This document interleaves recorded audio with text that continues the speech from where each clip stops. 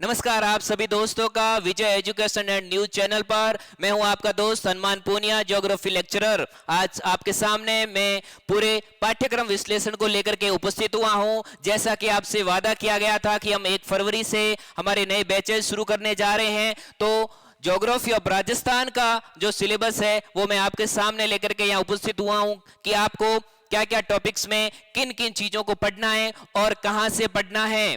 देखिए, जो आपकी प्रयोगशाला सहायक भर्ती आने जा रही है उसमें जो आपका जीके का जो पोर्शन है वो 100 मार्क्स का है, यानी आपका टोटल 300 नंबर का पेपर है, उसमें 100 नंबर का जो पेपर है वो सिर्फ और सिर्फ फर्स्ट पेपर आपका राजस्थान के जीके से संबंधित है। तो दोस्तों, उसमें आपका एक महत्वपूर्ण टॉपिक्स, एक महत्वपूर्ण विषय जो आपके सामने लेकर के उपस्थित हूं मैं, राजस्थान का भूगोल यानी ज्योग्राफी ऑफ राजस्थान। इसमें हम पूरे इस पाठ्यक्रम का विश्लेषण करेंगे कि हमें क्या क्या टॉपिक्स में क्या क्या चीजें पढ़नी है। तो देखिए दोस्तों, सबसे पहले मैं पहले टॉपिक की बात करता हूं आपके सामने। जो पहला टॉपिक है स्थिति एवं विस्तार।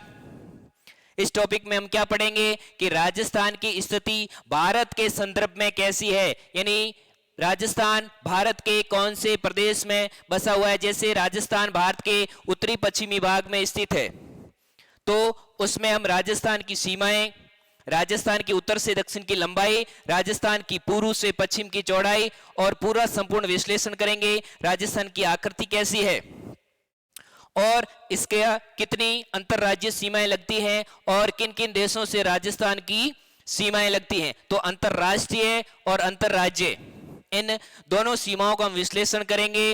राजस्थान का संपूर्ण परिचय हम आपके सामने प्रस्तुत करेंगे इस हमारे पहले टॉपिक स्थिति एवं विस्तार में।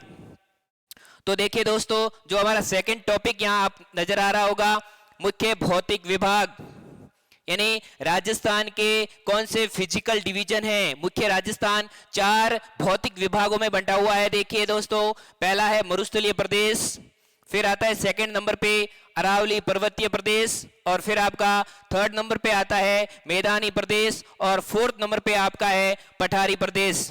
तो कुल मिलाकर राजस्थान 4 भौतिक प्रदेशों में बंटा हुआ है और हम एक एक भौतिक प्रदेश का अलग अलग आपके सामने विश्लेषण प्रस्तुत करेंगे। इन टॉपिक्स में हम क्या पढ़ेंगे कि मरुस्थलीय प्रदेश की क्या विशेषताएं हैं, वहां कैसी वनस्पति पाई जाती है, वहां कौन से पर्वत है, कौन से पठार है। आपका अरावली पर्वतीय प्रदेश, जहां पर कौन सी नदियां बहती है, कौन कौन से पर्वतीय क्षेत्र हैं और मुख्य नदियों की सहायक नदियां, और इसके अलावा इसके जो मेन फीचर्स हैं, सारी की सारी विशेषताएं। उसके बाद में मैदानी प्रदेश, जो आपका तीसरा भौतिक विभाग है वो है मैदानी प्रदेश। मैदानी प्रदेश में वही हम लोग पढ़ेंगे कि राजस्थान का जो सबसे उपजाऊ प्रदेश है मैदानी प्रदेश, जहां पर जलोढ़ मिट्टी पाई जाती है, नदियां हर वर्ष अपने साथ नई मिट्टी लेकर के आती है, इस कारण वो बहुत ही उपजाऊ प्रदेश है।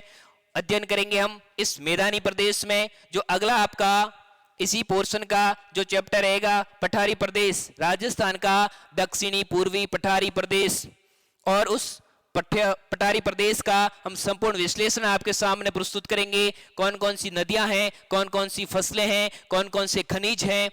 इस प्रकार कुल मिलाकर ये आपका सेकंड टॉपिक था। अब आपके सामने मैं थर्ड टॉपिक की बात करूं, जिसका नाम है अफवाह तंत्र। अफवाह तंत्र में दोस्तों क्या पढ़ते हैं? अफवाह तंत्र में हम पढ़ते हैं नदियां।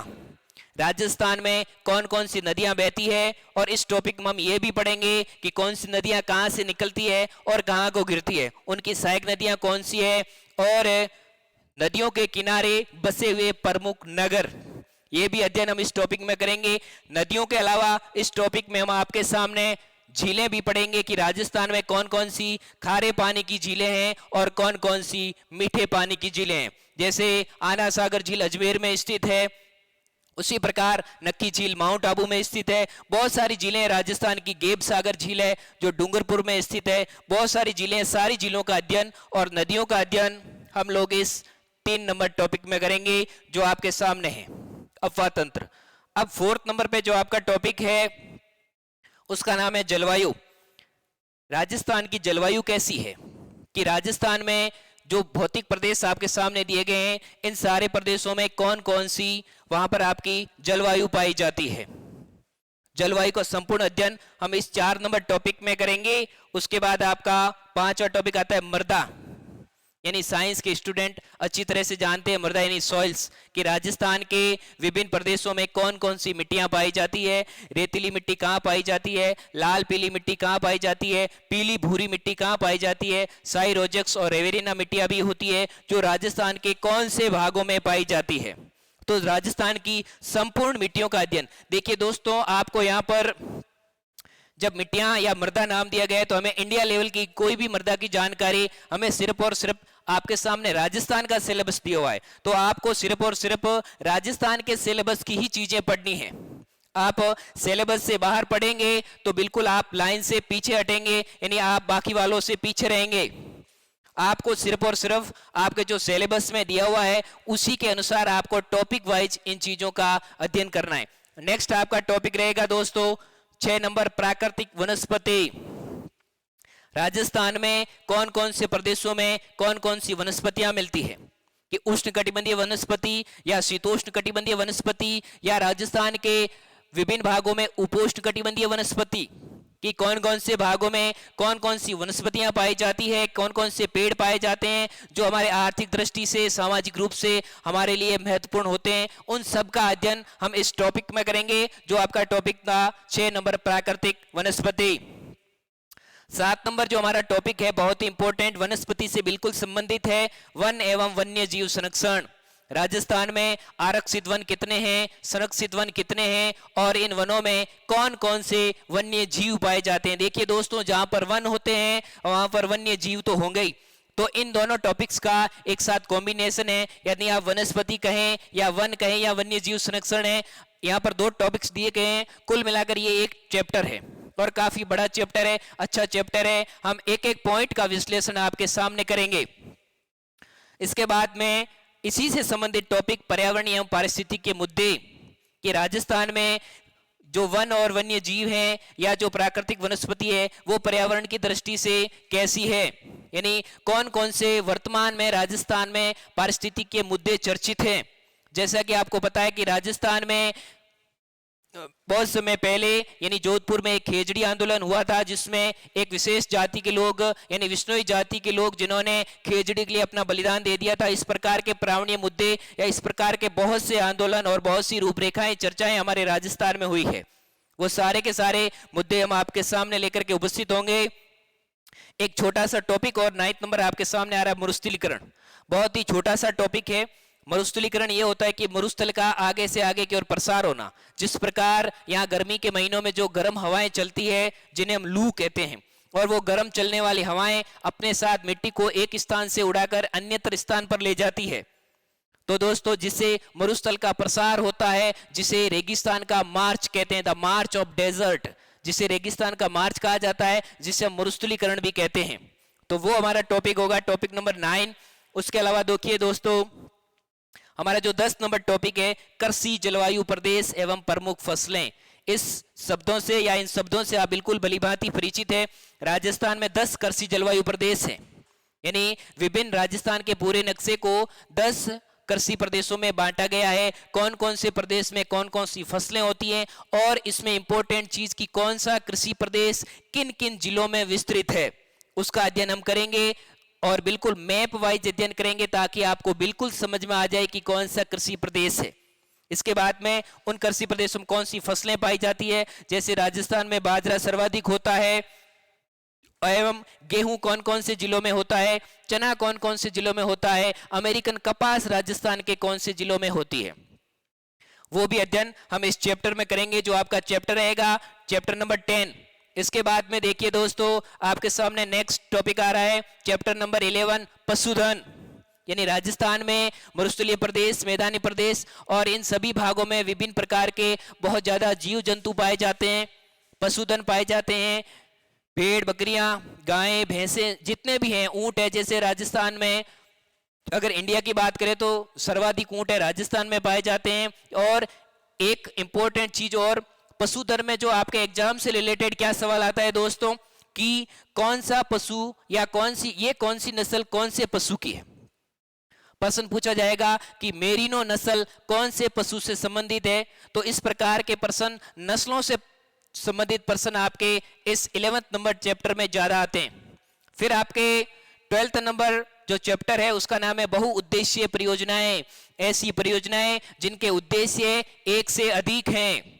यानी जैसे भाखड़ा नांगल परियोजना की बात करें जो 2-3 राज्यों में फैली हुई है, और ऐसी परियोजनाएं जिनसे नहर निकाली गई, सिंचाई कार्य भी होता है, जिनके ऊपर बांध बनाए गए, जिनसे विद्युत भी उत्पादन किया जाता है, यानी जिनका एक उद्देश्य नहीं होकर के जिनके बहुत सारे उद्देश्य होते हैं, जैसे माई बजाज सागर परियोजना, नर्मदा नहर परियोजना, और जिनके ऊपर जो बहुउद्देशीय परियोजनाएं हैं वो हमारा सारा का सारा अध्ययन इस 12 नंबर टॉपिक में करेंगे।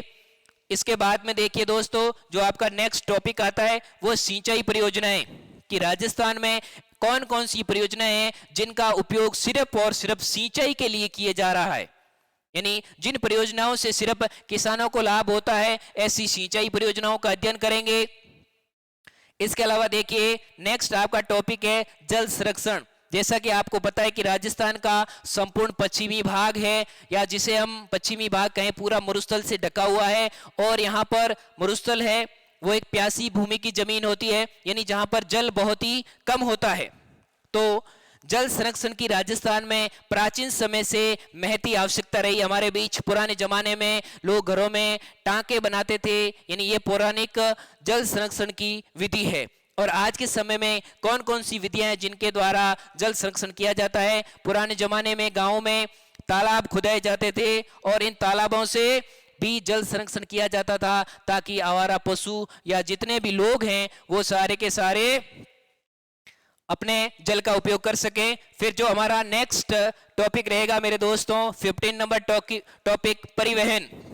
परिवहन में हम लोग क्या पढ़ेंगे कि राजस्थान में सड़क परिवहन, इसके अलावा जल परिवहन एवं वायु परिवहन, ये परिवहन के 3 प्रमुख भाग हैं। तो देखिए दोस्तों, सड़क परिवहन में हम क्या पढ़ेंगे, कितने राजस्थान में नेशनल हाईवेज हैं, कितने स्टेट हाईवेज हैं, और state highway, national highway Rajasthan में कहां कहां से गुजरते हैं, उन सब का अध्ययन हम इस टॉपिक में करेंगे। आपका टॉपिक नंबर 15 परिवहन। अब आपका लास्ट टॉपिक जो रहेगा 16 नंबर खनिज संपदाएं। इस नाम से आप बिल्कुल परिचित हैं। खनिजों में राजस्थान में किन स्थानों पर सोने की वर्तमान में खोज हुई है? सोना, चांदी, सीसा, जस्ता, कि राजस्थान भी खनिजों की दृष्टि से अकूट भंडार रखता है। और राजस्थान में किन स्थानों पर लोहा पाया जाता है, किन जिलों में सीसा, जस्ता, सोना, चांदी, प्लेटिनम, कहाँ टंगस्टन कहाँ पाए जाते हैं, तो उन सारे खनिजों का अध्ययन हम करेंगे, जो हमारा अंतिम टॉपिक रहेगा, टॉपिक नंबर 16। तो मेरे दोस्तों, आपके राजस्थान के ज्योग्राफी की हम बात करें तो कुल मिलाकर आपके सामने मैंने 16 टॉपिक बताए हैं। आप इनका स्क्रीनशॉट ले सकते हैं। ये आपका संपूर्ण ज्योग्राफी ऑफ राजस्थान का पाठ्यक्रम यही रहेगा, इसमें कुछ भी परिवर्तन नहीं होने वाला है मेरे दोस्तों। तो कुल मिलाकर आपके 16 टॉपिक्स यहाँ पर नजर आ रहे हैं आपको। इन टॉपिक्स का हम बारी बारी से सभी टॉपिक्स का अध्ययन करेंगे। आपके सामने पिन पॉइंट्स टॉपिक हम लेकर के आएंगे, जो आप नोट्स बना सकते हैं, और संपूर्ण विश्लेषण आपके सामने होगा। जैसा कि आपको बता दिया गया है कि 1 फरवरी से आपके प्रयोगशाला सहायक के न्यू बैचेस स्टार्ट हो रहे हैं। एवं अब देखिए, आपको मैं बता रहा हूं बुक्स। कई विद्यार्थी पूछ रहे हैं कि सर हम इस फर्स्ट पेपर या जीके के लिए कौन सी बुक्स लाएं। देखिए, सबसे पहले तो मैं आपको बता दूं दोस्तों कि 7-8 बुक्स को एक बार पढ़ने से बेहतर है कि एक बुक को आप 7 या 8 बार पढ़ें। जब हम किसी पुस्तक को एक बार पढ़ते हैं तो हम सिर्फ उसका 20% याद कर पाते हैं। जब आप उसको सेकंड बार पढ़ेंगे तो आपको सिर्फ और सिर्फ 35% याद होगा, और जब आप 3 बार उस पुस्तक को पढ़ेंगे तब आप 50% पर पहुंचेंगे। तो यानी एक ही बुक को आपको बार बार पढ़ना होगा, बिल्कुल आपका श्योर सिलेक्शन होगा। हम भी यहाँ से आपको नोट्स उपलब्ध करवाएंगे। इसके अलावा जो बुक्स है दोस्तों, राजस्थान के संदर्भ में, चाहे आपके राजस्थान का इतिहास, कला संस्कृति, एक आपका यह है चैप्टर, और एक आपका है ज्योग्राफी ऑफ राजस्थान। अब इन दोनों के लिए जो मैं आपको बुक्स बताने जा रहा हूं, कि आपको उसके अलावा चाहे कितने ही लोग आपको, कितने विद्यार्थी नई नई आपको बुक्स बता दें, इन बुक्स में इनके लिए आपको लक्ष्य राजस्थान की बुक्स आती है। आपको ध्यान रखना है दोस्तों, और कोई भी बुक्स आपको नहीं लानी है। लक्ष्य राजस्थान की बुक आती है जिसके 2 पार्ट आते हैं। एक पार्ट आता है आपका इतिहास, कला, संस्कृति से संबंधित, और सेकंड पार्ट आता है ज्योग्राफी ऑफ राजस्थान। तो आपको दोस्तों ये बुक्स ही लानी है, लक्ष्य राजस्थान, जिसमें 2 पार्ट हैं और आपको संपूर्ण पाठ्यक्रम उस पुस्तक में मिल जाएगा। तो ये थी आज का हमारा इस ज्योग्राफी ऑफ राजस्थान के पाठ्यक्रम का संपूर्ण विश्लेषण। जितने आप हैं और आपके दोस्त हैं, सभी हमारे विजय एजुकेशन एंड न्यूज चैनल से जुड़ते जाइए, और अपने दोस्त जो भी तैयारी कर रहे हैं उन्हें मोटिवेशन कीजिए कि आप ज़्यादा से ज़्यादा संख्या में हमारे इस चैनल से जुड़े, जहां पर आपको बिल्कुल फ्री में एजुकेशन दी जा रही है। तो आज के लिए मैं विदा लेना चाहूंगा। धन्यवाद, नमस्कार, गुड बाय।